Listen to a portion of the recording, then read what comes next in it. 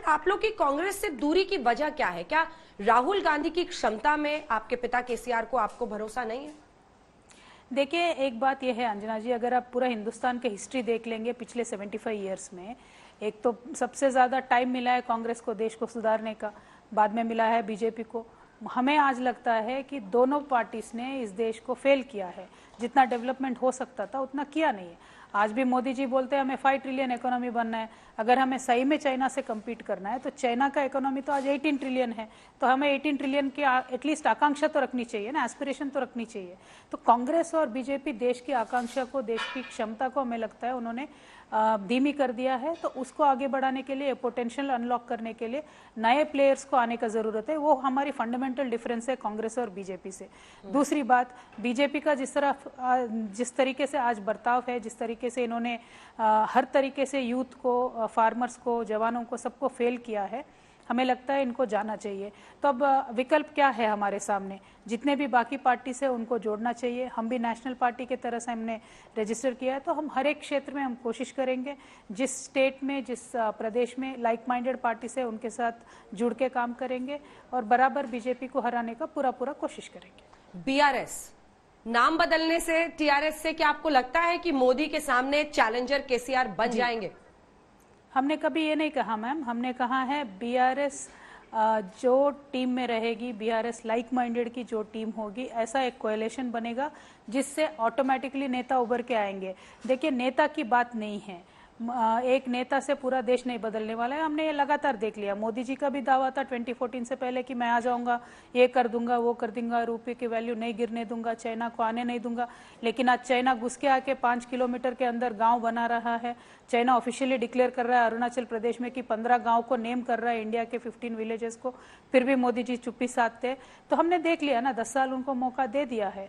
अभी अगले बहुत सारे नेता है, बहुत सारे क्षमता रखने वाले पोटेंशियल लीडर्स है, तो उनको भी मौका मिलना चाहिए। मैं ऐसा कभी नहीं कहा कि हमारे नेता ही चैलेंजर है, लेकिन जितने भी पोटेंशियल लीडर्स है इस कंट्री में, anybody can lead as long as they are sincere, as long as they have a vision. जो मोदी जी ने हमें सपने बेचे थे 2014 में, हमने उन पे भरोसा करके वोट किया है, लेकिन उन्होंने हमें फेल किया है। तो वापस एक्सपेरिमेंट वो रिपीट क्यों करना है? दूसरे लोगों को मौका देना है। यही हम जनता के सामने एक पॉलिटिकल और पीपल्स एजेंडा लेके जाएंगे और उनसे रिक्वेस्ट करेंगे। हमें विश्वास है कि हम अच्छे वोट जुटा पाएंगे और बीजेपी को हटा पाएंगे। केसीआर होंगे क्या पीएम का चेहरा? मैंने ऐसा नहीं कहा। मैंने क्या बोला है कि पीएम के चेहरे की बात ही नहीं है। हमेशा जो पीएम बनेगा उसकी बात होती है। मैं बोलती हूँ इलेक्शन जब भी होता है तो नेता को नहीं, जनता को जीतना चाहिए। नेता जब भी जीता है इस देश में, जनता हारा है। वो मोदी जी बेस्ट एग्जाम्पल है उसके। दो बार बड़ी बहुमत से लोगों ने उनको भिजाया है पार्लियामेंट में, और एक भी एस्पिरेशन उन्होंने फुलफिल नहीं किया है। तो आने वाले टाइम पे भी हम जनता की एजेंडा लेके जाएंगे और नेता अपने आप उभर के आएंगे। इतने सारे पार्टी से, इतने सारे नेता है, सारे काबिल नेता है। पीएम तो कोई भी बन सकता है, उसमें कोई टेंशन नहीं है, लेकिन जब लोगों की जीत होगी तब अच्छा देश का आगे बढ़ावा होगा। के कविता जी, एक आखिरी सवाल आपसे, क्योंकि बीजेपी यही कह रही है कि महिला आरक्षण के मुद्दे को उठाकर, जंतर मंतर पर धरना देकर आप ईडी की जांच से बचने के लिए महिला कार्ड खेल रही हैं। ऐसा नहीं है ना? आप जा रही हैं ना जांच के लिए? आखिरी सवाल। बराबर जाएंगे। और मैं आपको वापस बता देती हूँ, ये जो महिला आरक्षण का बिल का मेरा धरना है वो ईडी के बुलावा से पहले का है।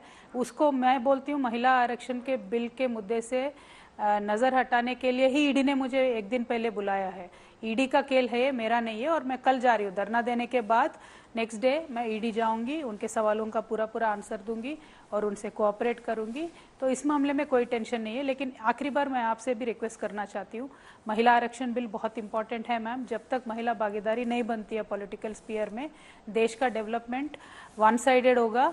2 विंग से ही बर्ड उड़ती है, एक विंग से उड़ना मुश्किल होता है। तो आप भी अपने शो में बताइए, आप भी अपने चैनल में बताइए महिला आरक्षण के बारे में। बहुत सारे पार्टीज अभी आगे आ रहे हैं मदद करने के लिए। कल धरने में भी 18 पार्टीज ने कंफर्म किया है वो आएंगे। तो बहुत अच्छा एक मैसेज जाएगा। और बिल अगर भारतीय जनता पार्टी लेके आएगी तो ये सारे पार्टीज जरूर सपोर्ट करेंगे और महिला आरक्षण का बिल पास हो सकता है। के कविता जी, आप आई हमारे साथ, बीआरएस की नेता, और तमाम सवालों के आपने जवाब दिए। हालांकि जांच के मामले में आपका ये कहना है कि सवालों का जवाब मैं ईडी के सामने दूंगी। बहुत बहुत धन्यवाद आपका के कविता जी, आज तक पर हमारे साथ जुड़ने के लिए। Thank you Anjana ji.